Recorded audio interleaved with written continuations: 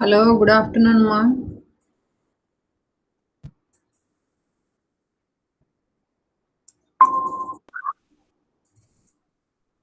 త్వరగా జాయిన్ కాండి అందరూ. అదే మామ ఇంకా జాయిన్ అనుకుంటాను.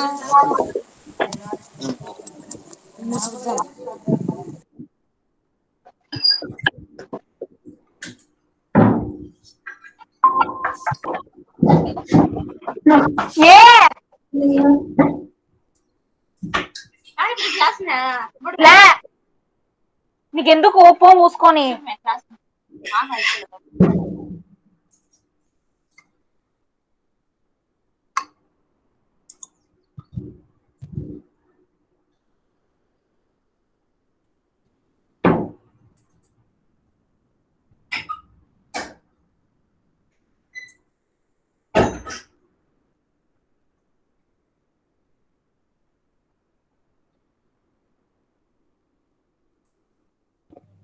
Good afternoon madam.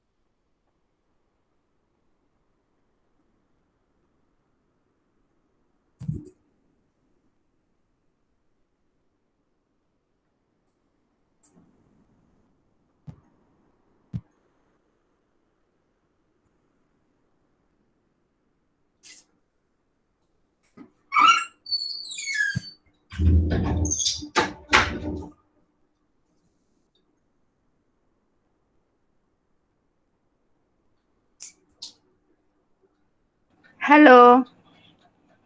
Hello. Good afternoon. Good afternoon madam.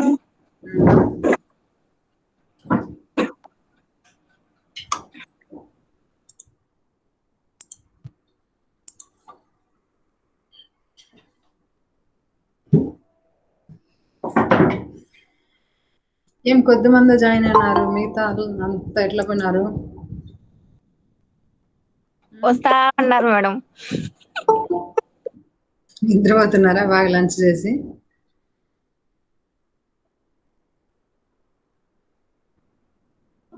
Good afternoon ma'am. Very good afternoon. Good afternoon madam. Good afternoon. ఎవరు దీప్తినా మాట్లాడింది ఇందాక? అవును మేడం. మీరు వీడియోస్ ఆన్ చేయరు.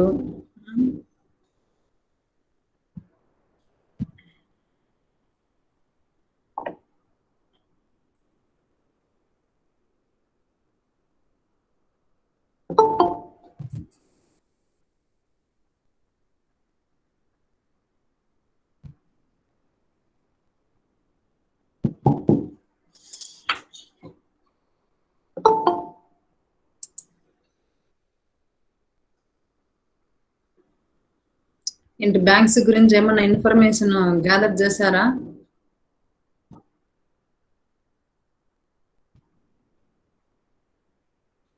లావణ్య, యమున జాయిన్ అయిందా?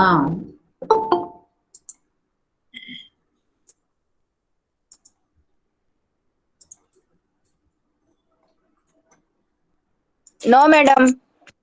మండే నుంచి కాలేజీకి వచ్చేసేయండి అందరూ. Right right okay madam. Account ఏం ఎక్స్టెన్షన్ చేయలే ఇంకా.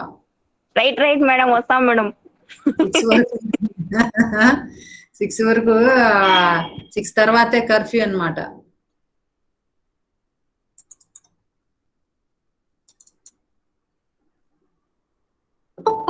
అటెండెన్స్ కంపల్సరీ మీకు.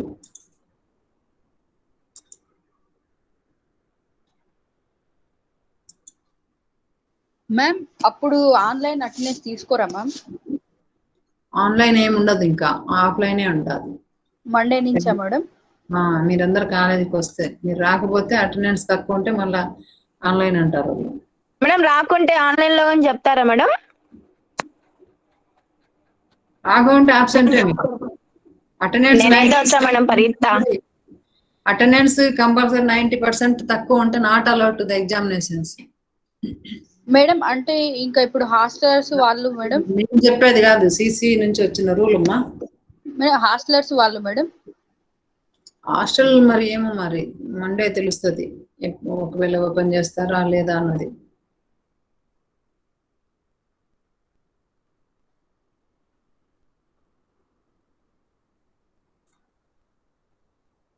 ముందు నాన్ హాస్టల్ వాళ్ళు రండి, లోకల్ వాళ్ళు, తర్వాత డే స్కాలర్స్ వాళ్ళంతా వచ్చేసేయండి. హాస్టల్కు మండే ఏ విషయం తెలుస్తుంది కాబట్టి మళ్ళీ ఓపెన్ అయితే హాస్టల్ వాళ్ళు తర్వాత. మీ క్లాస్లో ఎక్కువ మంది ఏం లేరేమో కదా హాస్టల్ వాళ్ళు, నీరజ? హాస్టల్ వాళ్ళే మేడం ఉండేది. కంప్యూటర్ లో మొత్తం హాస్టల్ వాళ్ళు ఉన్నారు మేడం, హెచ్ఈపీలో తక్కువేలేండి మేడం. చూద్దాం, హాస్టల్ గురించి కూడా అడుగుదాంలేండి.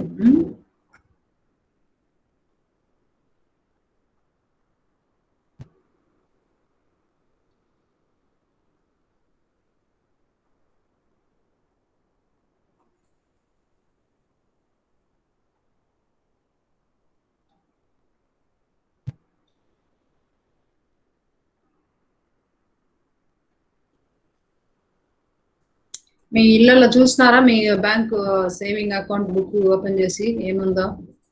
ఐఎఫ్ఎస్సి కోడ్ కానివ్వండి, అసలు ఫస్ట్ పేజ్లో ఏముంది, సెకండ్ పేజ్లో ఏముంది?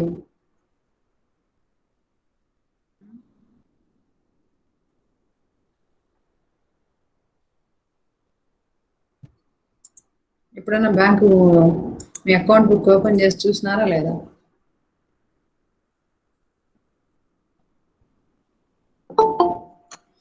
ఏం నీరజ, అసైన్మెంట్ ఇంకా చాలా మంది సబ్మిట్ చేయలేదు మీ క్లాస్ వాళ్ళు?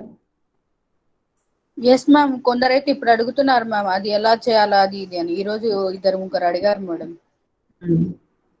ఎలా చేయాలి అంత అందులో కష్టం ఏముందంటమ్మా అసలు? ఎస్ మేడం, ఒక స్క్రీన్ రికార్డు వాళ్ళకి పంపించాను మేడం ఎలా చేయాలో అని. సరే, మండే వచ్చి ఇప్పుడు గూగుల్ క్లాస్ లో సబ్మిట్ చేయని వాళ్ళంతా మండే కంపల్సరీ చేయకపోతే ఇంకా మీకు యాబ్సెంట్ పెట్టేస్తాం అంతే.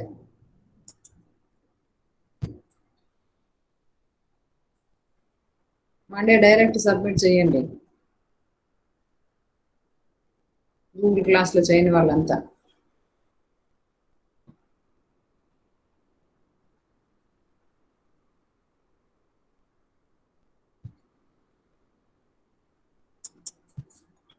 రూపా జాయిన్ అయిందా? హలో రూపా. మేడం జాయిన్ కాలేదా? ఇంకా కాలేదు మేడం. ఎవరు? లావణ్య మాట్లాడేది? ఇందాక మాట్లాడింది ఎవరు? లావణ్య? అవును మేడం, లావణ్య.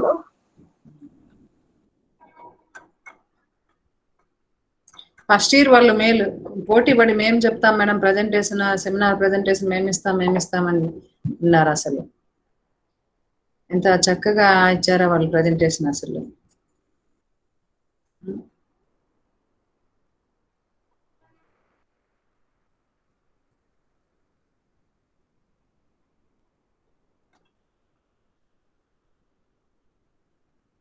సో చెప్పండి, ఇప్పుడు ఏం చేద్దాం మనం?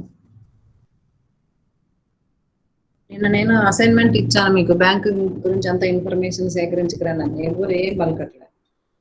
ఏం తెలుసుకున్నారో చెప్పండి అసలు. మన కడప డిస్టిక్ లో లేదా కడప టౌన్ లో ఎన్ని బ్యాంకులు ఉన్నాయి, అవి ఏవే బ్యాంకులు, ఇవంతా కూడా ఇన్ఫర్మేషన్ గ్యాదర్ చేయమని చెప్పాను.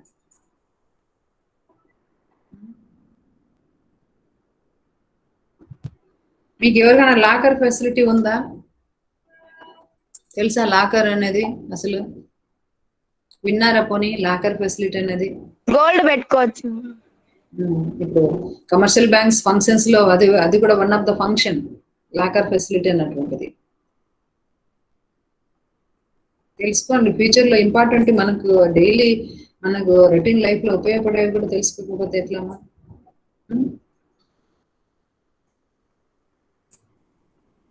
Primary functions, secondary functions, other functions లో ఇది లాకర్ ఫెసిలిటీ ఇవన్నీ వస్తాయన్నమాట. గోల్డ్ ఒకటేనా, ఇంకేం పెట్టుకోరా?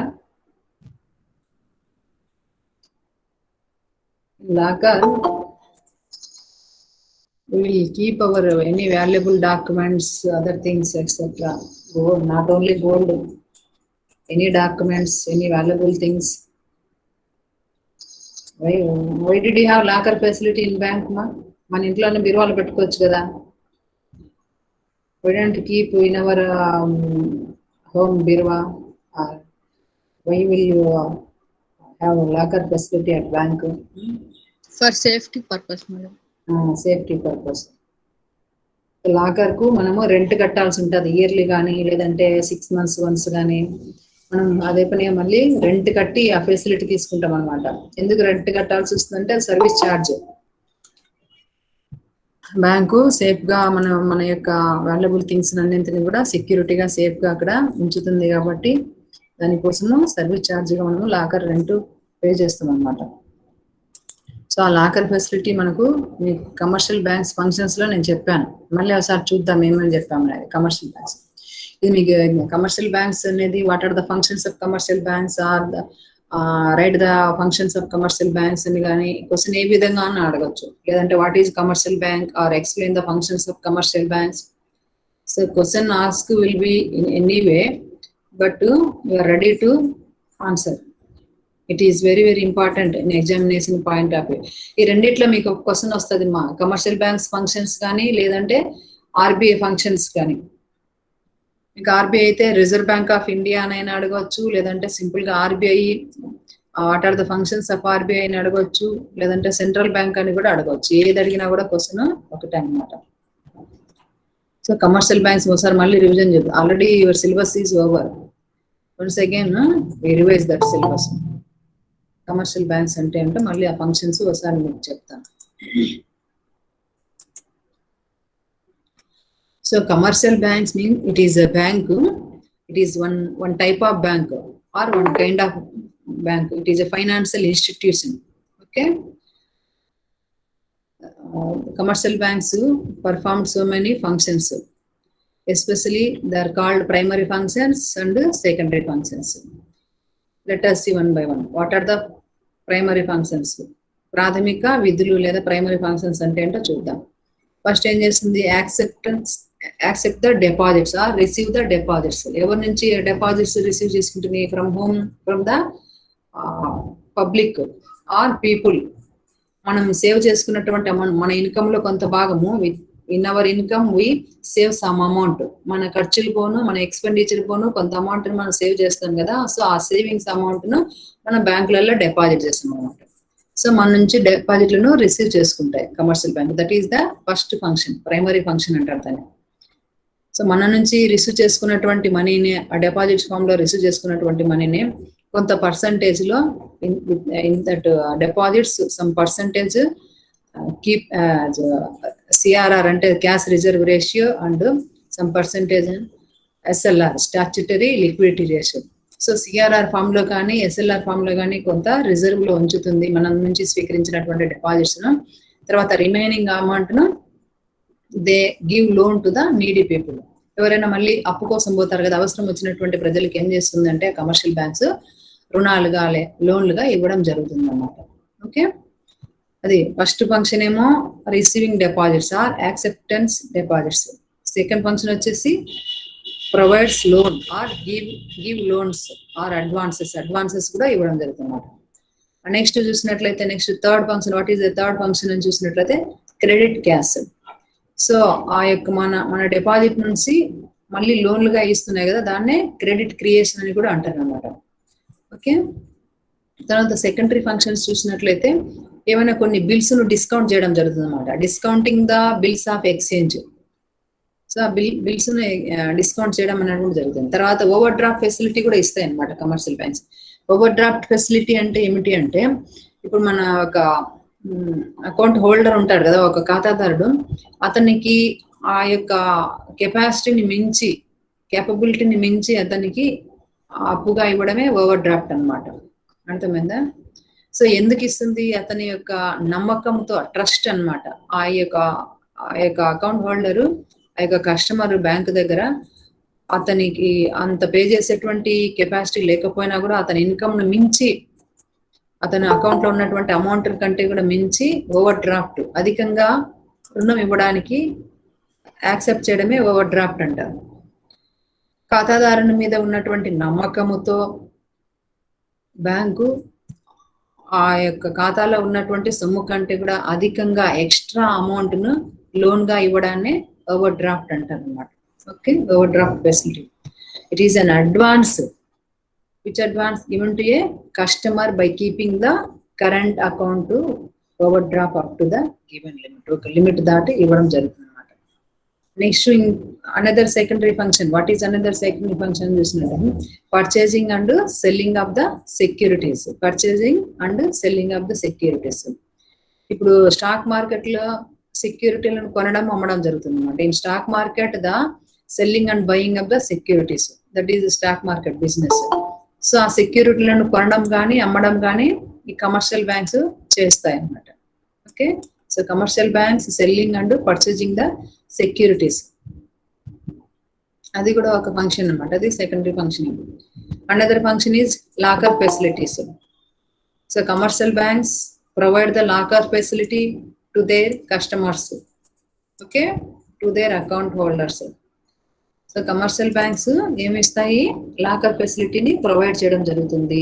ఆ యొక్క బ్యాంకులో అకౌంట్ కలిగినటువంటి అకౌంట్ హోల్డర్స్ కి లేదా ఖాతాదారులకి తమ యొక్క వాల్యుబుల్ థింగ్స్ అన్ని కూడా, ఏమైనా గోల్డ్ కావచ్చు, అదర్ డాక్యుమెంట్స్ కావచ్చు, ఏమైనా ప్రామిసరీ నోట్స్ కావచ్చు, ఇంకేమైనా ప్రాపర్టీకి సంబంధించినటువంటి డాక్యుమెంట్స్ కావచ్చు, whatever it may be. So that people keep their valuable things or valuable documents in that particular locker anamata, which was provided by the commercial banks. Okay, so commercial banks యొక్క కస్టమర్లకు safety purpose కోసము ఏం provide చేస్తాయి? Locker facilities provide చేస్తాయి. So to provide that locker facility they collect the some charges, that is service charges, locker rent అంటారు. Rent ను collect చేస్తాయి అనమాట. ఆ లాకర్ ను మనం ఇచ్చినందుకు దానికి ఒక రెంట్ ని కలెక్ట్ చేయడం జరుగుతుంది. ఇయర్లీ 2000, 4000 అలా, ఆ యొక్క కెపాసిటీని బట్టి. ఆ లాకర్లలో మళ్ళీ స్మాల్ సైజ్ ఉంటాయి, మీడియం సైజ్ ఉంటాయి, లార్జ్ సైజ్ ఉంటాయి. 3 types of lockers are available in commercial banks. So ఆ స్మాల్ లాకర్ కు ఒక రెంట్ ఉంటుంది, తర్వాత మీడియం సైజ్ లాకర్ తీసుకున్నట్టయితే మనకు ఇంకొక రెంట్ ఉంటుంది, ఆ లార్జ్ సైజ్ లాకర్ తీసుకున్నట్టయితే ఇంకొంచెం ఎక్కువ రెంట్ ఉంటుంది అన్నమాట. సో ఏ లాకర్ మనం తీసుకోవాలా అంటే డిపెండ్ అపాన్ ద పర్పస్. మనకి ఏమన్నా ఎక్కువ ఆర్నమెంట్స్, ఎక్కువ డాక్యుమెంట్స్ మనము భద్రపరచుకోవాలా అన్నటువంటి ఆలోచన ఉన్నప్పుడు మనకు కొంచెం పెద్ద సైజు లాకర్ తీసుకుంటాము. లేదు మనకంత ఎక్కువ ఏం అవసరం లేదనుకుంటే small size, medium size locker మనము చూస్ చేసుకోవడం జరుగుతుంది అనమాట. సో ఆ విధంగా మనకు లాకర్ ఫెసిలిటీని మనము తీసుకున్నందుకు గాను మనము కొంత రెంట్ ను పే చేస్తాము. అదేవిధంగా bank also to provide that locker facility, that bank collect the some amount, some charges from that customer. Okay, next function చూసినట్టయితే paying and gathering the credit. So the commercial banks uses different instruments like the promissory note, cheques and bill of exchange. ఇంకొక ఈ check facility అన్నటువంటిది. ఇప్పుడు check facility చాలా మందికి cheque book ఉంటుంది. మీకు cheque book ఉందమ్మా? ఎవరికైనా చెక్ బుక్ ఉందా? అసలు చెక్ బుక్ గురించి విన్నారా? What is cheque? విన్నాం మేడం, కానీ లేదు మేడం. పెట్టుకోవచ్చు మీరు చెక్ బుక్. ఒక లెటర్ పెట్టినట్లయితే ఐ వాంట్ టు నీడ్ అని కానీ, లేదంటే అప్లై చేసినట్లయితే నాకు చెక్ ఫెసిలిటీ కావాలని మీకు బ్యాంకుకు ఒక అప్లికేషన్ పెట్టుకున్నట్లయితే మీరు టు ద బ్యాంక్ మేనేజర్ అని చెప్పేసి ఐఎమ్ సో అండ్ సో అని చెప్పేసి I want to cheque facility అని మీరు రిక్వెస్ట్ పెట్టినట్లయితే that bank will provide you cheque facility and issued cheque book. Okay, మనం ఇంటర్నెట్ బ్యాంకింగ్ కూడా తీసుకోవచ్చు అనమాట. మనకు నెట్ బ్యాంకింగ్ కావాలని చెప్పేసి ఒక లెటర్ పెట్టినట్లయితే నెట్ బ్యాంకింగ్ ఫెసిలిటీ ఇస్తుంది. మన మొబైల్లోనే అంతా కూడా ట్రాన్సాక్షన్స్ అన్ని కూడా చేసుకోవచ్చు. బ్యాంక్ కూడా పోవాల్సినటువంటి అవసరం ఏమి ఉండదు అనమాట. మొబైల్లోనే ఎంత అమౌంట్ అయినా కూడా మనము ట్రాన్స్ఫర్ చేయవచ్చు, తీసుకోవచ్చు, అన్ని కూడా చేసుకోవచ్చు అన్నమాట. ఇంకా సులభంగా మనకు ఫోన్లోనే ఇప్పుడు ఫోన్ పే అని, గూగుల్ పే అని ఎన్ని రకాలైనటువంటి ఫెసిలిటీస్ మనకు వచ్చాయన్నమాట. వీటన్నిటిని మనము మీకు question what are the developments, recent developments in banking sector అని అడిగినప్పుడు ఇవన్నీ కూడా రాయొచ్చు మీరు.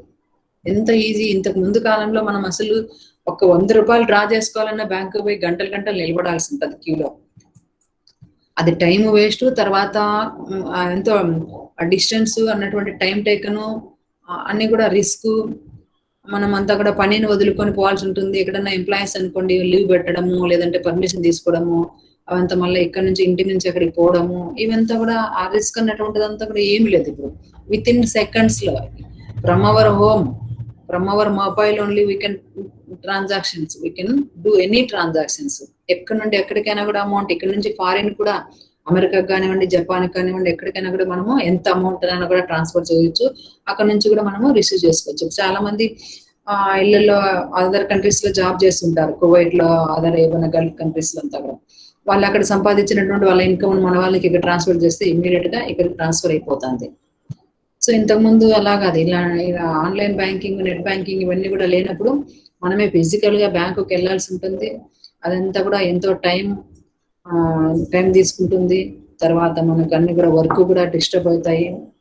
సో ఇదంతా కూడా ఇప్పుడు ఇవన్నీ ప్రాబ్లమ్స్ ఏమీ లేవు అనమాట. ఈ overcome all these problems with net banking. ఇవే రిఫార్మ్స్ అంటారు. బ్యాంకింగ్ సెక్టర్ లో వచ్చినటువంటి రిఫార్మ్స్ అన్నమాట ఇవన్నీ కూడా. ఓకే. తర్వాత ఈ కమర్షియల్ బ్యాంక్స్ లలో టైప్స్ చూసినట్లయితే, what are the types of these commercial banks అని చూసినట్లయితే, there are some different types of commercial banks are there. What are the one by one we will see. And that is, first one is private bank. So commercial banks lalla private bank lani, public bank lani, alla different banks ఉంటాయి అన్నమాట. different banks ఉండడం జరుగుతుంది. First of all, private bank. What is the private bank one? We will see. It is one type of commercial bank. Private bank అయినా కూడా one type of commercial bank where private individuals and business own a majority of the share capital. So that private banks are regarded as companies with limited liabilities. Okay, such that private companies, Housing Development Finance Corporation, HDFC Bank పేరు విన్నారమ్మా మీరు? కడపలో ఉన్నాయి మనకి HDFC బ్యాంకులు. విన్నారు ఎప్పుడన్నా? పేరు వినలేదా? ఉన్నాయి మేడం. ఇక్కడ మనకి ఎర్రమొక్కపల్లి ఏరియాలో కూడా పర్సనల్ లోన్ ఇస్తారు కదా మేడం. మా పర్సనల్ లోన్స్ కూడా ఇవ్వడం జరుగుతుంది హెచ్డిఎఫ్సి బ్యాంకు. ఎక్కువ హౌసింగ్ లోన్స్ ఇవ్వడం జరుగుతుంది అనమాట. అది ఒక ప్రైవేట్ బ్యాంకు. హెచ్డిఎఫ్సి బ్యాంక్ ఇప్పుడు మనకు మీరంతా కూడా స్టేట్ బ్యాంక్ ఆఫ్ ఇండియాలో ఎస్బీఐ లో అకౌంట్ ఉందని చెప్తున్నారు. సో ఎస్బీఐ అనేది పబ్లిక్ బ్యాంకు లేదా గవర్నమెంట్ బ్యాంక్ అంటారు. హెచ్డిఎఫ్సి అనేది ప్రైవేట్ బ్యాంక్. ఓకే, హెచ్డిఎఫ్సి అనేది private bank. HDFC full form ఏమిటంటే housing development finance corporation. Housing syndicate bank కూడా ప్రైవేటేనా మేడం? సిండికేట్ బ్యాంక్ గవర్నమెంటే. అది గవర్నమెంటేనా మేడం? ప్రైవేట్. తర్వాత ఐసిఐసిఐ బ్యాంక్ అనేది, అది కూడా మనకు కడపలో ఉంది. ఉంది మేడం. ఐసిఐసిఐ బ్యాంక్ మీరు వినింటారు, చూసింటారు కూడా. ఐసిఐసిఐ అంటే ఫుల్ ఫామ్ ఏంటంటే industrial credit and investment corporation of India. ఇది 1955 లో ఎస్టాబ్లిష్ చేశారు అనమాట. సో ఇవన్నీ ప్రైవేట్ బ్యాంక్స్ కు ఎగ్జాంపుల్ గా చెప్పుకోవచ్చు. బెస్ట్ ఎగ్జాంపుల్ హెచ్డిఎఫ్సి కానీ ఐసిఐసి కానీ మీరు ఎగ్జాంపుల్ గా చెప్పుకోవచ్చు. సిండికేట్ బ్యాంక్ మన కాలేజీ ముందరే ఉండింది. ఆ పక్క మీరు చూసినారో లేదా? ఎల్ఐసి ఇది సిఎస్ఐ స్కూల్ ఉంది కదా, దానికి ఆపోజిట్ లో మన కాలేజీ కొంచెం ముందుకు పోతే సిండికేట్ బ్యాంక్ ఉంది. మన కాలేజీ కూడా అకౌంట్ ఉంది అక్కడ. ఇప్పుడు దాన్ని 7 roads కి మార్చినారు, ఫిక్స్ చేయడం జరిగింది అది బ్యాంకును. సో ప్రైవేట్ బ్యాంక్స్, ఇవి ప్రైవేట్ బ్యాంక్స్ అనమాట. ఎగ్జాంపుల్ కావాలంటే మీరు రెండు బెస్ట్ గా రాసుకోవచ్చు. హెచ్డిఎఫ్సి బ్యాంకు, ఐసిఐసి ఈజీగా గుర్తు పెట్టుకోవచ్చు అవి రెండు కూడా. Next public bank. Public banks are nationalised banks. Public private కి ఏంటంటే మా డిఫరెన్స్, నేషనలైజ్డ్ అంటే జాతీయం చేసినటువంటి బ్యాంకులను పబ్లిక్ బ్యాంకులు అంటారు. అలా నేషనలైజ్ కాకుండా అంటే జాతీయం చేయకుండా ఉన్నటువంటి బ్యాంకులు ప్రైవేట్ బ్యాంక్స్ అంటాం అంతే. సో ప్రైవేట్ బ్యాంక్స్ కి ఎగ్జాంపుల్ చెప్పమంటే మీరు బెస్ట్ ఎగ్జాంపుల్ హెచ్డిఎఫ్సి, ఐసిఐసిఐ రెండు రాయొచ్చు.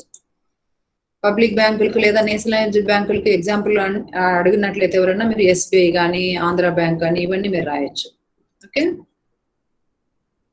So these public banks are nationalised banks and these banks are holding or working under the government చేతుల్లోనే, గవర్నమెంట్ మీద ఆధారపడి రన్ అవుతాయి అన్నమాట ఇవంతా కూడా. అంటే దాని యొక్క మేనేజ్మెంట్ అంతా కూడా గవర్నమెంట్ ఇదిలోనే ఉంటుంది అనమాట, government rule. So public banks are hold in government. Best example of public bank or government bank or SBI, State Bank of India చెప్పుకోవచ్చు, బరోడా బ్యాంక్ చెప్పుకోవచ్చు, దేనా బ్యాంక్ చెప్పుకోవచ్చు, కార్పొరేషన్ బ్యాంక్. నిన్న ఎవరో చెప్పారు కార్పొరేషన్ బ్యాంక్ లో మాకు అకౌంట్ ఉంది మేడం అని.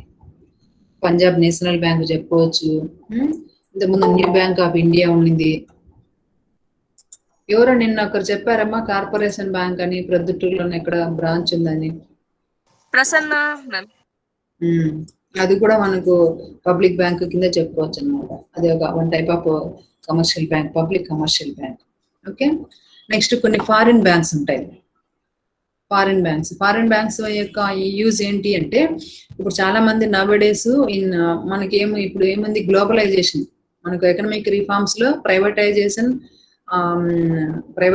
లిబరలైజేషన్ తో పాటు గ్లోబలైజేషన్ అనేటువంటి ఒక కాన్సెప్ట్ కూడా ఉంది కాబట్టి, so after globalisation labour migrate to other countries also. ఇంతకుముందు విత్ ఇన్ కంట్రీలోనే లేబర్ వర్క్ చేసేవాళ్ళు. మనకు 4 ఫ్యాక్టర్స్ ఆఫ్ ప్రొడక్షన్స్ ఉన్నాయి కదమ్మా, ల్యాండ్, లేబర్, క్యాపిటల్, ఆర్గనైజేషన్, తెలుసు కదా. There are 4 factors of production to produce any goods and services, that is labour, land, labour, capital, organisation. So land is fixed, we can't mobilise that. ఒక place నుంచి ఇంకొక place లో మార్చలేము. ఇండియాలో అమెరికాలో పెట్టలేము కదా. సో ల్యాండ్ ఈజ్ ఫిక్స్డ్ ఫ్యాక్టర్ అన్నమాట. ఇంకా లేబర్ అన్నటువంటిది మొబైల్ ఫ్యాక్టర్, మొబిలిటీ. ఒక ప్రాంతం నుంచి ఇంకొక ప్రాంతానికి మనం లేబర్ ఈజీగా మొబిలిటీ చేయవచ్చు అనమాట. అయితే మొబిలిటీ చేయగలిగినటువంటి మనకు అవకాశం ఉన్నా కూడా పర్మిషన్ లేకోకుండా వెళ్ళలేము అనమాట. మనం ఇప్పుడు ఉన్నట్టుండి ఇక్కడ నుంచి అమెరికా పోవాలంటే వెళ్ళలేము. ఇప్పుడు COVID-19 కారణంగా ఫ్లైట్స్ అన్ని కూడా బంద్ ఉన్నాయి. అదే మనము కడపలో ఒక వీధి నుంచి ఇంకో వీధికి ఎంత కర్ఫ్యూ ఉన్నా కూడా మనం పోతున్నామా లేదా? ఏదో ఒక పని మీద తిరుగుతానన్నాం, ఇంట్లో ఏం కూర్చోవడం లేదు. అదే అమెరికా కంట్రీ పోవాలంటే పోలేము అనమాట. There are so many problems. So labour మొబిలిటీకి కొన్ని రెస్ట్రిక్షన్స్ అన్నటువంటివి ఉంటాయి.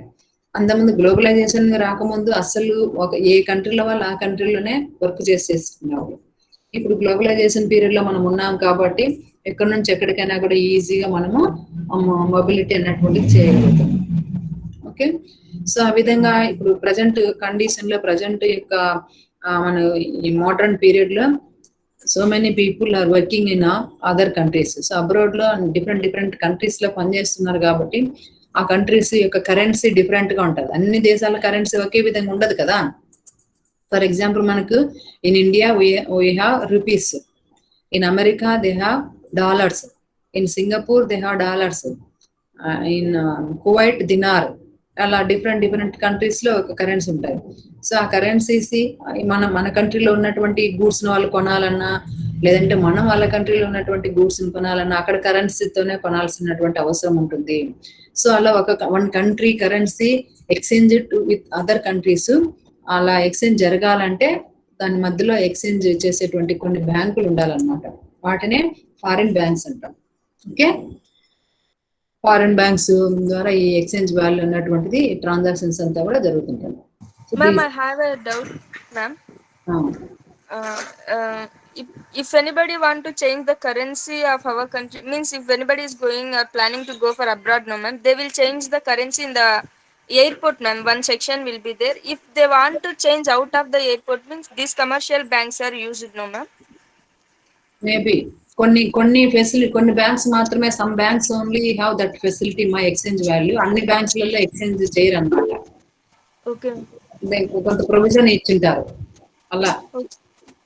And some people, ma'am, some people actually, the neighbors of ours here are having their sons and daughters in abroad, ma'am. They will be transferring the money to their account from here bank only, ma'am. Means the government banks, do they have such facilities in transferring the amount to other countries, ma'am? That facility ఉంది కదా. Indian INR rupees to the dollars. అదే ఆ రోజు present exchange value ఎంత ఉంటే అంటే day to day always changing that exchange value. ఈ రోజు ఉన్నది రేపు ఉండకపోవచ్చు, రేపు ఉన్నది ఎల్లుండి ఉండకపోవచ్చు. ఎక్స్చేంజ్ వాల్యూ చేంజ్ అవుతా ఉంటుంది.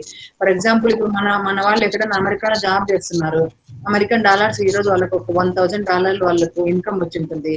అది ఈ రోజు కూడా మన రూపీ వాల్యూ తగ్గింటే ఈ రోజు వాళ్ళు మనకు ట్రాన్స్ఫర్ చేయాలన్నమాట. ఇంకా రేపు ఎల్లుండో మళ్ళీ పెరుగుతుందిలే కరెన్సీ వాల్యూ, ఆ రోజు ట్రాన్స్ఫర్ చేద్దాం అనుకుంటారు. ఏ రోజు చేస్తే ఆ రోజు వాల్యూని బట్టే ఉంటుంది.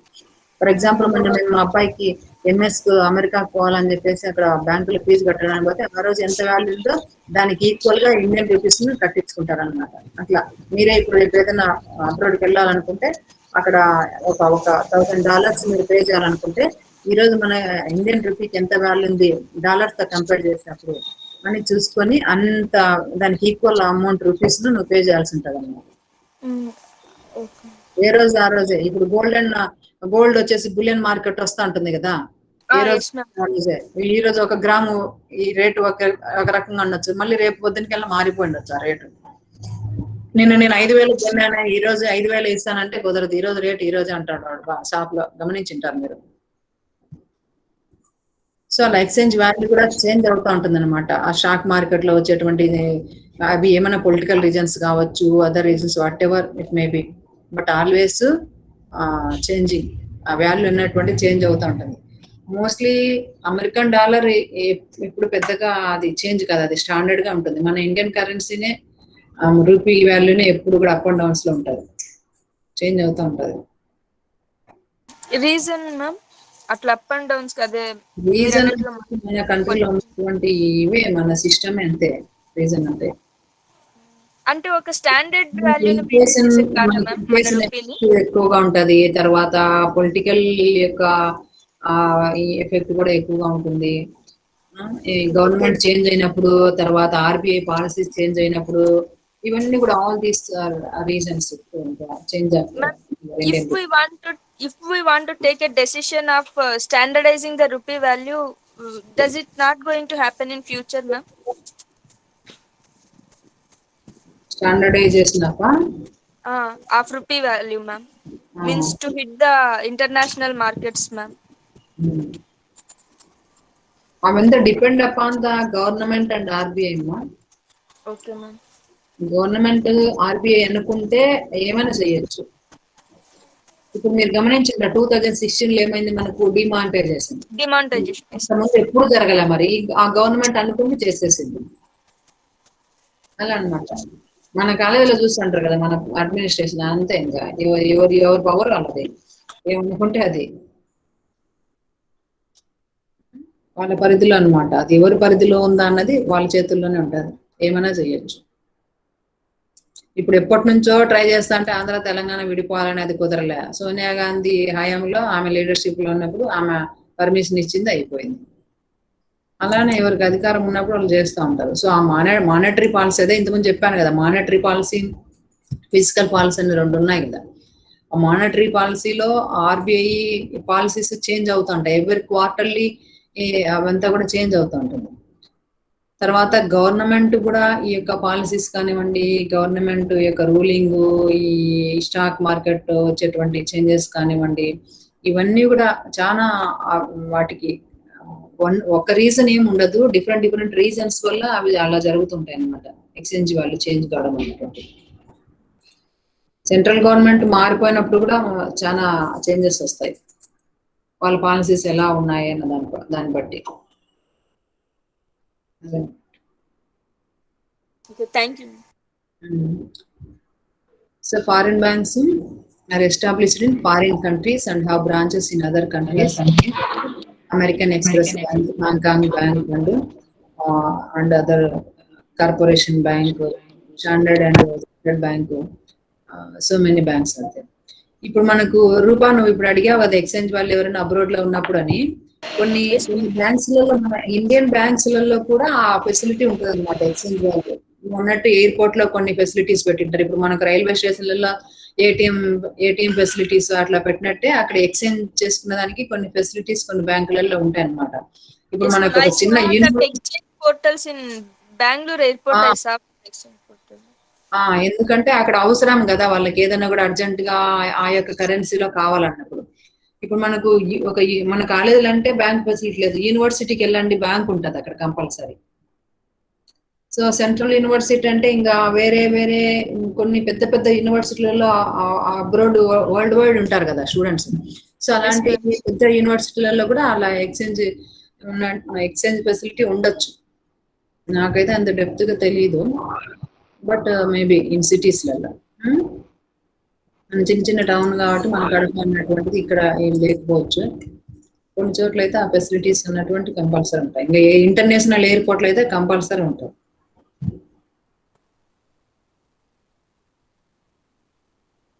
తెలుసుకోండి, మీరు ఫ్యూచర్ లో అబ్రాడ్ వెళ్ళే అవకాశం ఉంటుంది కదా.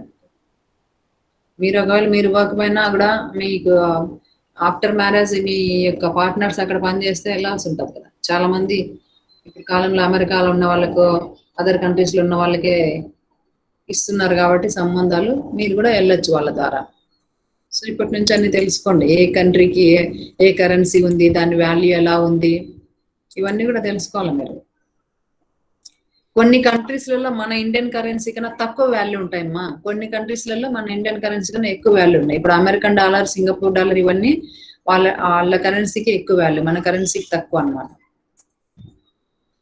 ఇప్పుడు ఒక 60-70 రూపీస్ ఇవాళ ఒక డాలర్ ఏదైనా మనం పర్చేజ్ చేయాలనుకుంటే, ఒక డాలర్ వాల్యూ అమెరికాలో. కొన్ని ఆఫ్రికన్ కంట్రీస్ లో వాళ్ళ కరెన్సీనే తక్కువ అన్నమాట వాల్యూ. మనం 1 రూపీ ఇస్తే వాళ్ళది ఇంకా చాలా తక్కువ ఉంటుంది, అట్లా అన్నమాట. ఎక్స్చేంజ్ వాల్యూ డిఫరెంట్ గా ఉంటుంది, అన్ని చోట్ల ఒకే విధంగా ఏమి ఉండదు. ఓకే, ఇవి వచ్చేసి ఇంకా ఈ క్రెడిట్ క్రియేషన్ అన్నటువంటిది 4 మార్క్స్ ఇంపార్టెంట్ అమ్మా మీకు. Explain the concept of credit creation అని అడగవచ్చు, లేదంటే వాట్ ఈజ్ క్రెడిట్ క్రియేషన్ అని అడగవచ్చు, లేదంటే సింపుల్ గా క్రెడిట్ క్రియేషన్ అంటారు. 4 marks very important question. So credit ఎవరు క్రియేట్ చేస్తారు చెప్పండి? ఇది ఏ బ్యాంకులు క్రియేట్ చేస్తాయి క్రెడిట్ ను? పరపతి సృష్టి అంటారు దాన్ని తెలుగులో. పరపతిని ఎవరు సృష్టిస్తారు? ఏ బ్యాంకులు పరపతిని సృష్టిస్తాయి? Who create credit?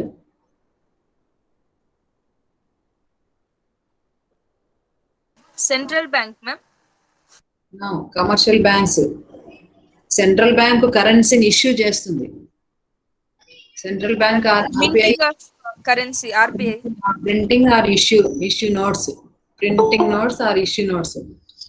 కరెన్సీని ముద్రించేది, జారీ చేసేది ఎవరు అంటే central bank or Reserve Bank of India. Credit creation అంటే పరపతి సృష్టించడం అంటే ఏమిటంటే, ఇప్పుడు మీకు చెప్పాను కదా ఫంక్షన్స్ లలో, మన యొక్క సేవింగ్స్ ను డిపాజిట్స్ ఫామ్ లో అవి రిసీవ్ చేసుకుంటాయి. With that deposits again they give loans అని. ఆ డిపాజిట్స్ నుంచి మళ్ళీ మనకు నీడీ పీపుల్ కు లోన్లు ఇవ్వడాన్ని క్రెడిట్ క్రియేషన్ అంటారు.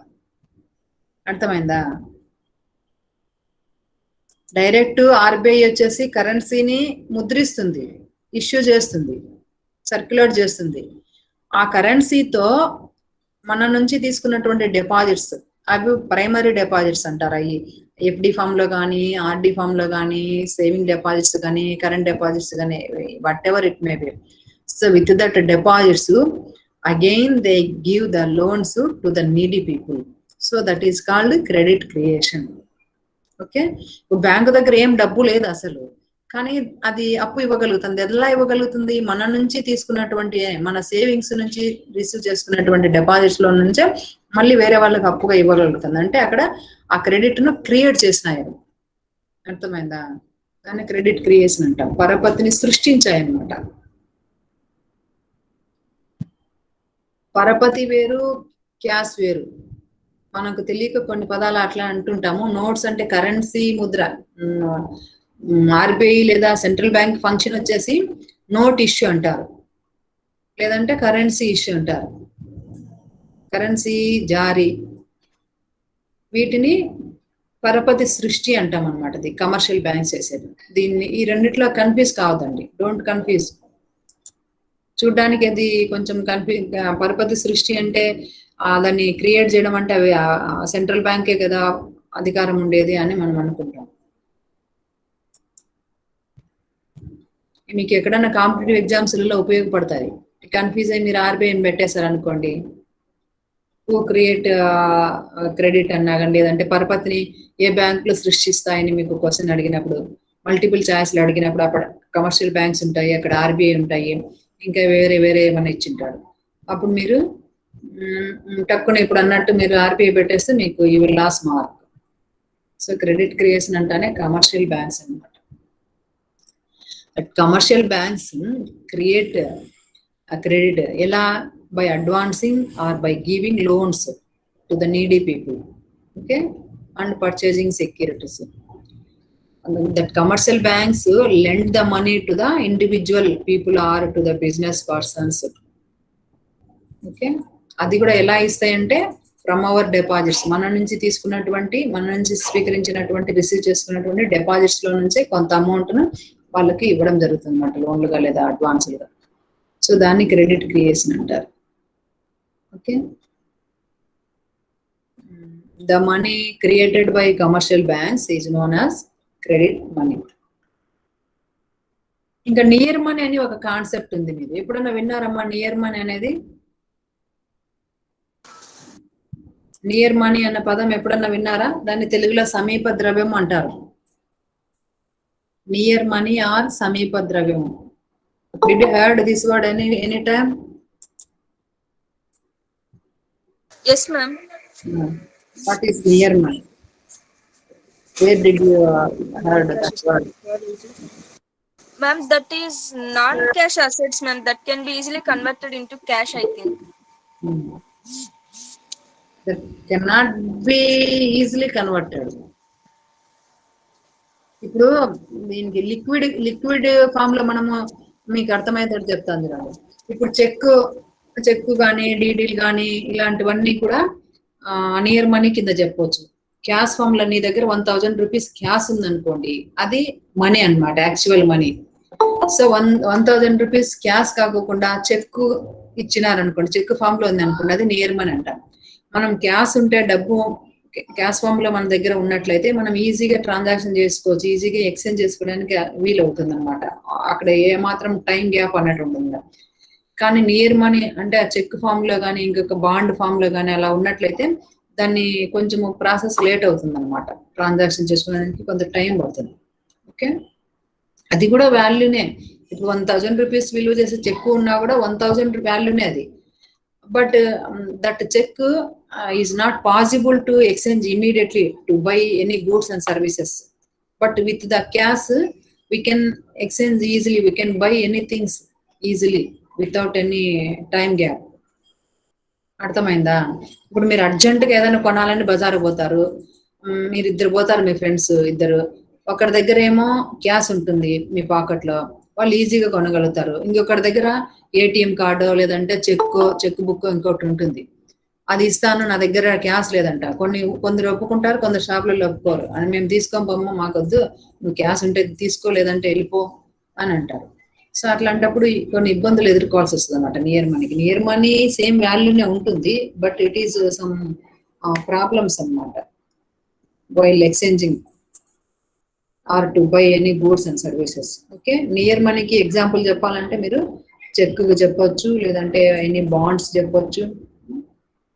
అలా దానికి లిక్విడిటీ తక్కువ ఉంటుంది అనమాట. లిక్విడిటీ అంటే మీకు అర్థమయ్యేటట్టు చెప్పాలంటే ద్రవ్యత్వం అంటారు తెలుగులో. ఏదైనా కన్వర్షన్ ఈజీగా అయితే దాన్ని ఏమాత్రము ఎలాంటి లాస్ లేకోకుండా, ఎలాంటి టైం గ్యాప్ లేకోకుండా ఈజీగా మనము ఎక్స్చేంజ్ చేసుకోవడానికి అవకాశం ఉన్నటువంటిది అనమాట. మనీకి ఎక్కువ లిక్విడిటీ ఉంటుంది, నియర్ మనీకి తక్కువ ఉంటుంది అనమాట. ఓకే, అది ఇప్పుడు మీకు స్కాలర్షిప్ వచ్చి ఉంటుంది, 1000 రూపీస్ ఈరోజు స్కాలర్షిప్ వచ్చి ఉంటుంది. ప్రిన్సిపల్ మేడం పిలిచి మీకు స్కాలర్షిప్ వచ్చింది మనీ, ఆ 1000 రూపీస్ క్యాష్ ఇచ్చింది అనుకోండి, డైరెక్ట్ గా మీరు పోతా ఇంటికి పోతా దారిలోనే ఏమైనా కొనుక్కోకపోవచ్చు. అలా క్యాష్ ఇవ్వకోకుండా మీకు చెక్ ఇచ్చింది, లేదంటే ఒక డీడీ ఇచ్చింది, వెంటనే మీరు తీసుకోలేదు కదా, మళ్ళీ బ్యాంకు పోయి మీరు ఎక్స్చేంజ్ చేసుకోవాలి. అదంతా కూడా టైం పడుతుంది. దానికి లిక్విడిటీ లేట్గా మీరు చేసుకోగలుగుతారు ట్రాన్సాక్షన్. అర్థమైంది డిఫరెన్స్ మా? Yes ma'am. అదనమాట. సో కొన్ని చోట్ల యాక్సెప్ట్ చేయకపోవచ్చు అది, కానీ క్యాష్ ఫామ్ లో ఉంటే ఎక్కడైనా కూడా యాక్సెప్ట్ చేస్తారు.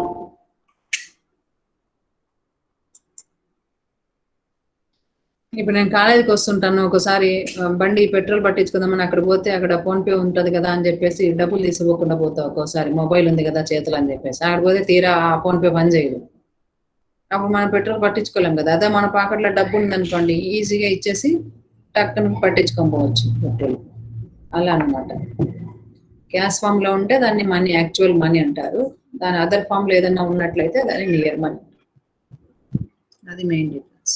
ఓకే, సో ఇది కమర్షియల్ బ్యాంక్స్. దీని మీద ఏ క్వశ్చన్ వచ్చినా కూడా మీరు రాయగలిగేటట్టు ఉండాలి. కమర్షియల్ బ్యాంక్స్ లో మీకు 8 మార్క్స్ కు ఫంక్షన్స్ అడుగుతాడు. What are the functions of commercial banks అని.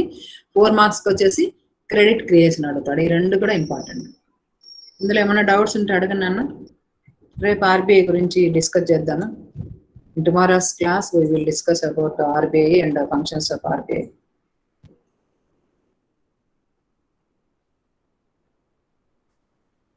ఇవంతా కూడా జనరల్ టాపిక్స్. మీరు కూడా 1% నేను చెప్తే 10% మీరు ఓన్ గా థింక్ చేసేది అలవాటు చేసుకోవాలి. ఈవెన్ కాంపిటేటివ్ ఎగ్జామ్స్ లో కూడా even civil service or groups, in any groups, in any competitive exams, coaching పోతే జాబ్ వస్తుంది అనుకుంటారు కదా. కోచింగ్ సెంటర్లో కానీ ఎక్కడైనా కూడా గైడెన్స్ అన్నటువంటిది వాళ్ళు ఒక 10% ఇస్తే మీరు 90% మీ యొక్క own preparation, own analysis, hard work important. ఎవరు కూడా మీకు రెడీమేడ్ గా ఇలా అరటిపండు వచ్చి నోట్లో పెట్టినట్టు ఎవరు కూడా పెట్టారు. వాళ్ళు చెప్పిన దాన్ని బట్టి దాంతోనే మీకు ఎక్కడా కూడా కాంపిటేటివ్ ఎగ్జామ్స్ లో సక్సెస్ రాదు. They give guidance only. 10% వాళ్ళు చెప్తే 90% మీరు ఓన్ గా ప్రిపేర్ కావాలా. దాని గురించి మీరు డెప్త్ గా ఇన్ఫర్మేషన్ గ్యాదర్ చేయాలా. మీ ఓన్ అనాలిసిస్ ఉండాలా, మీ ఓన్ హార్డ్ వర్క్ ఉండాలా, మీ స్మార్ట్ వర్క్ ఉండాలా. ఇవన్నీ ఉంటేనే మీకు then only you will get success. చిన్న పిల్లలు గమనించండి. చిన్నపిల్లలు ఏదైనా మనం ఒక వస్తువు ఇస్తే, ఆడుకోమని ఇస్తే, దాన్ని ఎంత మొత్తం పాటలు తీసి ఎంతగా దాన్ని సెర్చ్ చేసి స్టడీ చేసేసి దాని పెద్ద హార్డ్వేర్ ఇంజనీర్ అయిపోతారు వాళ్ళు. గమనించినారా? అంటే ఏదో బీటెక్ చదవాల్సిన పని లేదు. ఏ ఎలక్ట్రికల్, ఏ మెకానికల్ ఇంజనీర్. చిన్న పిల్లలు వాళ్ళకి ఎంత ఇంట్రెస్ట్ అన్నమాట. ప్రతిదీ కూడా తెలుసుకోవాలి. ఇక్కడేముందో అక్కడేముందో అని చెప్పేసి. చిన్నపిల్లలు ఏదైనా మనం బ్యాటరీ పని చేయకుండా పాడైపోయినటువంటి బ్యాటరీ అక్కడ ఇసిరేసినామంటే వాళ్ళు బ్యాటరీని చూసి చిన్నపిల్లలు గమనించినారా, దాన్ని రాయి తీసుకొని పగలగొట్టేస్తారు.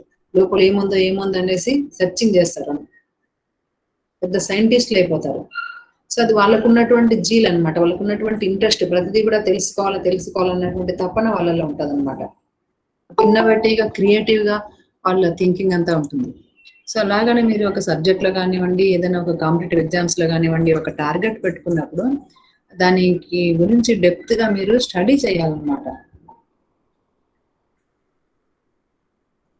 ఒక రూట్, ఒక దారి చూపిస్తే ఆ దారిలో ఇంకా 10 మార్గాల ద్వారా ఎలా పోవాలి అనేది మీ యొక్క ఆలోచన అన్నటువంటిది ఉండాలి. అప్పుడే మీకు ఈజీగా మంచి సక్సెస్ అన్నటువంటిది వస్తుంది.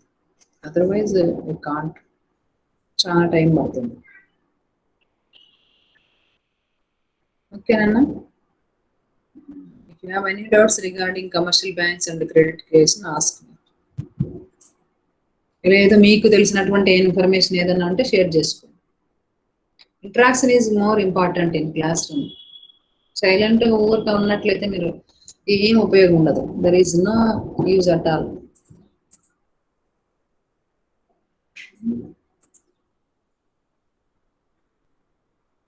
ఇంట్రాక్షన్ తోనే ఏమైనా కొత్తగా తెలుసుకోవచ్చు. మాకు తెలియని మీ ద్వారా తెలుసుకోవచ్చు, మీకు తెలియని మా ద్వారా తెలుసుకోవచ్చు.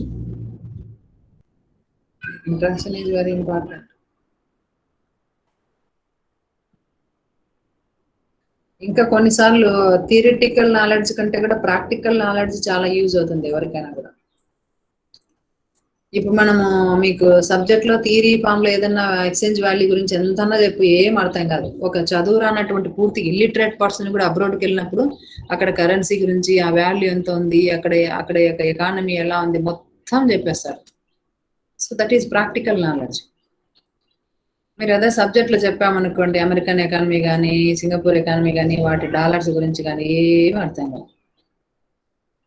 అంతెందుకు, మా బెస్ట్ ఎగ్జాంపుల్ మన సోషల్ స్టడీస్ లోనే పాలిటీ ఎగ్జాంపుల్ తీసుకోండి. పాలిటీలో మీకు ఎప్పుడో 5th క్లాస్ నుంచి చదువుతుంటారు కాన్స్టిట్యూషన్ అని చెప్పేసి.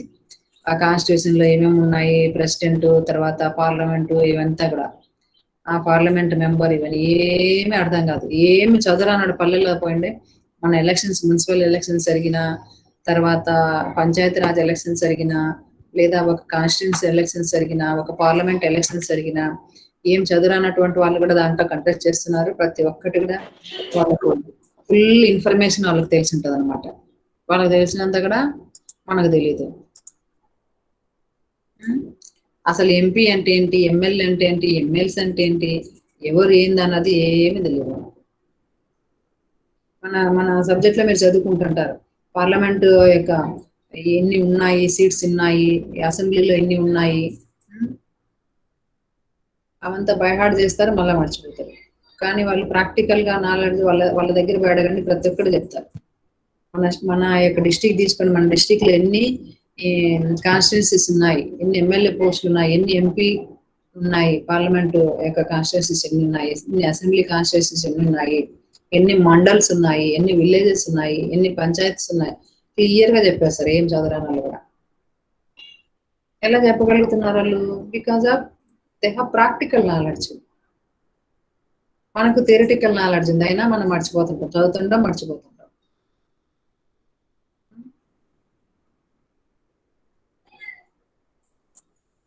ఎలా అనమాట.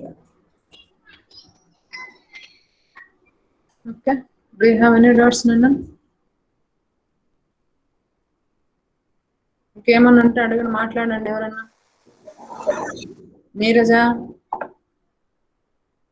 మండే కంపల్సరీ ఆఫ్లైన్ లో మీరు అసైన్మెంట్ సెమినార్ సబ్మిట్ చేయాలి.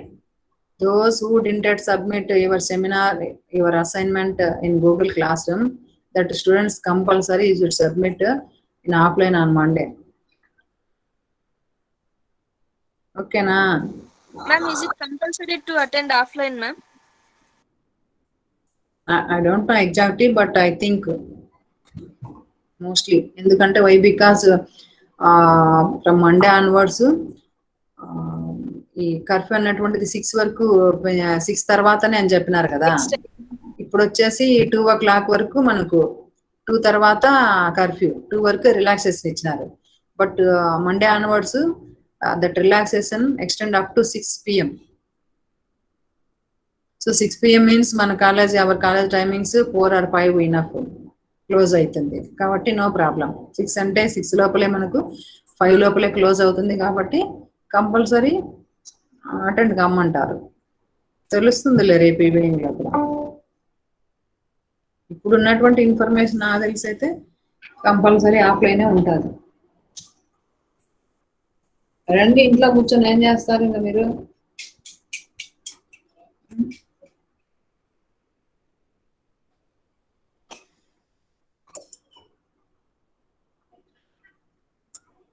మీరేం మాట్లాడకపోతే కష్టం. ఏమన్నా తెలుసుకుంటా ఉండాలి. ఒక టాపిక్ మనం ఇచ్చి